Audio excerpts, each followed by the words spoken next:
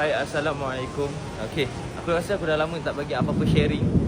So, konten pun dah terlalu lara. Sekarang ni saya baru lepas beli buah tangan sikit kan untuk Abi Alif. Sebab sekarang ni kita dapat tahu yang Abi Alif dia diuji dengan sakit demam denggi. So, kita doakan dia sama-sama sihat.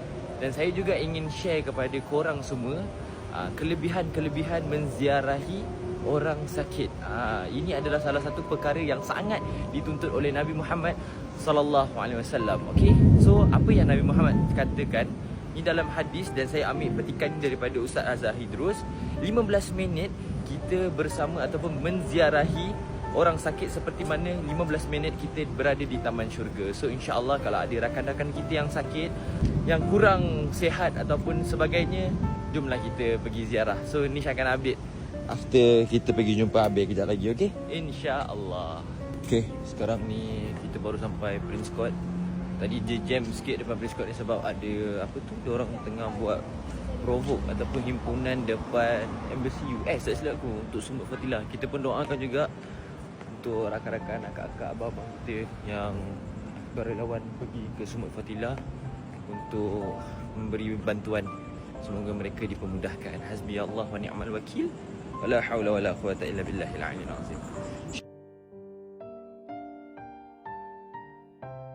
So alhamdulillah ni dah settle melawat Abel.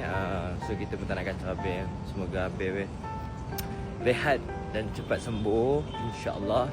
Kita doakan sama-sama.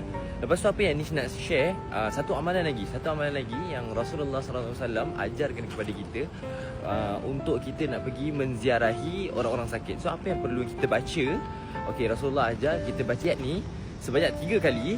Yang penting yakin, insya-Allah penyakit daripada pesakit itu akan diangkat setelah kita beredar dari tempat kita ziarah pesakit itu. Apakah ayat tersebut? Ayat tersebut bunyi macam ini.